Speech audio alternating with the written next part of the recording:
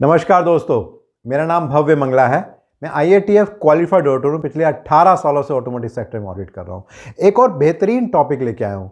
कि क्या है मीनिंग डिस्पोजिशन का, कि जब भी कोई मटेरियल नॉन कंफर्मिंग होती है तो उसको डिस्पोजिशन किस तरीके से कर सकते हैं।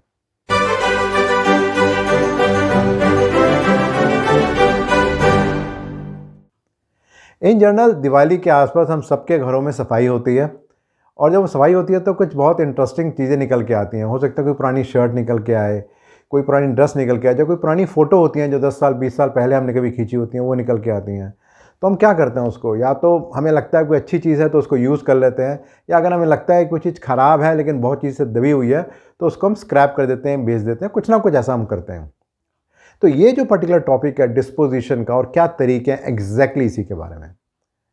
अगर मैं इंडस्ट्री के पर्सपेक्टिव से बात करूं, जब हम डिस्पोजिशन की बात करते हैं तो जनरली डिस्पोजिशन का मतलब यह है कि उस मटेरियल को डिस्पोज ऑफ करना जो कि कन्फर्मिंग नहीं है, कस्टमर की रिक्वायरमेंट को या ऑर्गेनाइजेशन की रिक्वायरमेंट को मीट नहीं कर रहा है, तो उसके लिए हमें क्या करना है, वही है डिस्पोजिशन। तो मैं आपसे 5 तरीकों के बारे में बात करने वाला हूं, किस तरीके से हम डिस्पोजिशन कर सकते हैं अगर कोई प्रोडक्ट नॉन कन्फर्मिंग है। तो जो सबसे पहला है वो है यूज एज इट इज़,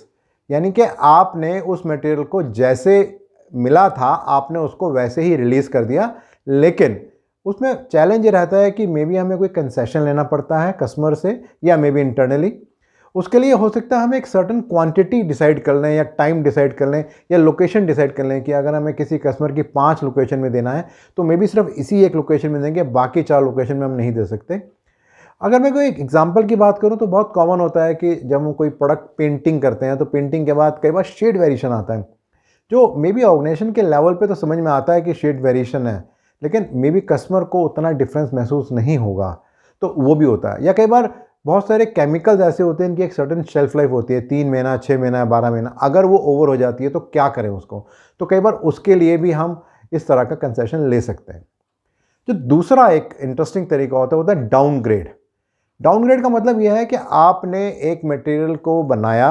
और अब आपको रियलाइज़ हुआ कि ये कन्फर्म नहीं कर रहा,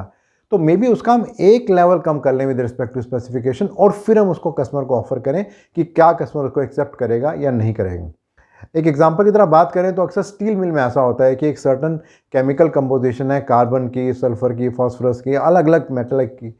और हमें पता लगता है कि वो थोड़ा सा रेंज के बाहर जा रहा है, तो मे बी अगर वो एक ग्रेड में पास नहीं होता तो मे बी दूसरे ग्रेड में पास होता है। तो कई बार वो पूरे पैसे भी मिल जाते हैं, या में भी थोड़ा सा डिस्काउंट देने के बाद वो मटेरियल यूज़ हो जाता है। जो तीसरा एक तरीका होता है डिस्पोजिशन का वो होता है रीवर्क। ये बहुत ही कॉमन है इंडस्ट्री में रीवर्क का प्रोसेस, जहाँ पर इन जनरल जो प्रोडक्ट हम बनाते हैं हमें रियलाइज़ होता है कि ये कन्फर्म नहीं कर रहा रिक्वायरमेंट को, बट अगर हम उसमें कुछ ऐसा करें कि जिससे कि कस्टमर की रिक्वायरमेंट को वो कन्फर्म करने लग जाए और जो भी इंटेंट है उसको मीट करने लग जाए, तो भी हम इसको कर लेते हैं। से फॉर एग्जांपल हमने कुछ ही प्लेटिंग का कोई हमने काम किया और हमने देखा उसकी थिकनेस ठीक नहीं आ रही है, तो हम उसको दोबारा से उसका पेंट उतार के या उसका केमिकल से उसका जो इलेक्ट्रोप्लेटिंग है उतार के दोबारा से उसको हम प्लेटिंग कर सकते हैं, और वो फिर जो भी उसकी स्पेसिफिकेशन है विद रिस्पेक्ट टू थिकनेस या और भी जो रिक्वायरमेंट है उसको मीट कर सकता है। तो ये एक रिवर्क का एक आसान एग्जाम्पल है जिसे आप अंडरस्टैंड कर सकते हैं, और इस तरह के और भी एग्जाम्पल हो सकते हैं रिवर्किंग के। जो चौथा एग्जाम्पल है वो है रिपेयर। ना यहाँ पर जो चैलेंज है वो है कि जो स्पेसिफिकेशन है उसको तो मीट नहीं करेगा, लेकिन मे बी जो इंटेंडेड यूज़ है उसके लायक हो जाएगा। यानी कि जो कस्टमर की स्पेसिफिकेशन है वो मीट नहीं होंगी, लेकिन उसकी फिटमेंट फंक्शन में ज़्यादा दिक्कत नहीं आएगी, और यहाँ पर भी अक्सर हमें कंसेशन लेना पड़ता है और उसके बेस पर ही रिपेयर की परमिशन मिलती है कि हम उसे कर सकते हैं और वो मटेरियल को हम आगे भी दे सकते हैं, नहीं दे सकते हैं। रिपेयर की एग्जांपल की बात करूं कि अगर हमने एक होल को ड्रिल किया और वो ओवर साइज़ हो गया, अभी एक तरीका तो यह है कि उस मेटल को रिजेक्ट कर दिया जाए, दूसरा यह है कि हमने उसके ऊपर वेल्डिंग किया, वेल्डिंग करके उसको छोटा कर दिया और फिर दोबारा से ड्रिलिंग किया, एंड देन वो अब रिक्वायरमेंट को मीट कर रहा है। लेकिन कस्टमर से हमें ऐसी कोई अप्रूवल नहीं मिली थी कि हम इस तरीके के मटेरियल को वेल्डिंग करके दोबारा से फिल करके फिर से ड्रिलिंग कर सकते हैं। तो ये रिपेयर का एक एग्जाम्पल है। जो पाँचवा और आखिरी तरीका है वो है स्क्रैप, जो अक्सर इंडस्ट्री में बहुत कॉमन होता है। इवन तो ये बहुत एक्सपेंसिव रहता है, लेकिन कई बार रिक्वायरमेंट होती है कि हम उस मटेरियल को यूज़ ही नहीं कर सकते, तो या तो उसको रिसाइकिल किया जाता है या उसको डिस्ट्रॉय किया जाता है।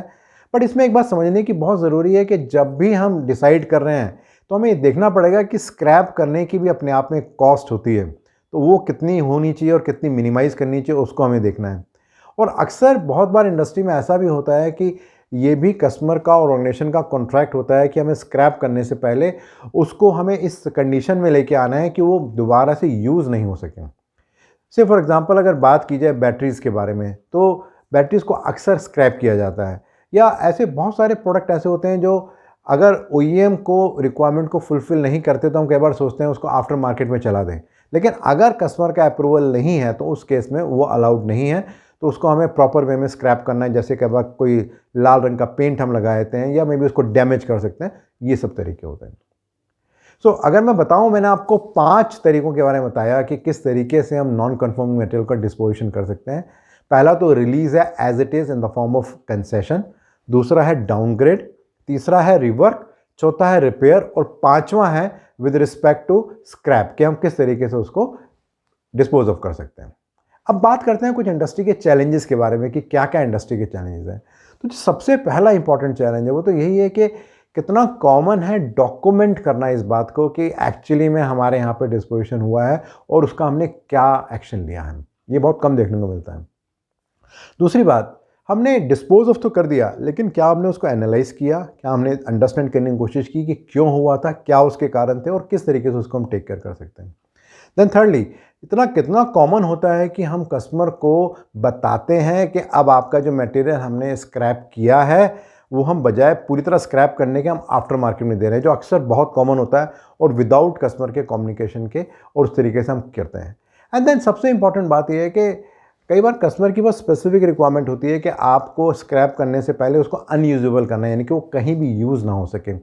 कितना कॉमन है इस बात को करने का और इस बात को इंश्योर करने का कि मटेरियल का दोबारा से इस्तेमाल ना हो सके।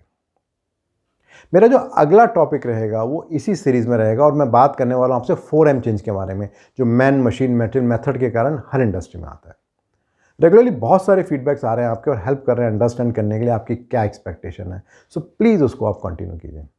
और अगर आप इस पर्टिकुलर वीडियो को और डिटेल में जानना और समझना चाहते हैं तो नीचे एक लिंक है, उसे आप क्लिक करेंगे तो एक ब्लॉग आपको मिलेगा, वहाँ और डिटेल में आपको जानकारी मिलेगी इस पर्टिकुलर वीडियो के बारे में। अगर आपको लगता है कि इस तरह के वीडियोज़ और ब्लॉग यूज़फुल हैं तो अपने फ्रेंड्स और अपने कोलीग से शेयर भी कर सकते हैं और मेरे यूट्यूब चैनल और मेरी वेबसाइट bhavyamangla.com सब्सक्राइब भी कर सकते हैं। धन्यवाद।